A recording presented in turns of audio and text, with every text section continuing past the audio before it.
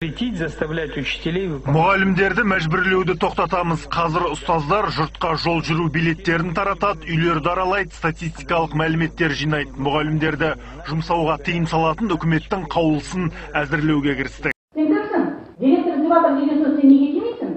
Сен неге хабарласпайсың? Маған атып жеткен, бізді Жансашиева сағат түнгі 8-де жинады. Ойбай, это облыстың әкімінің заданиесі. Оны істеу керекпіз. Сонда мен саған үй арала, бар, сен бір жаққа барды ба өзің? Оған задание да деді. Ана ходила, Айжамал? Я ходила. Аралады ма?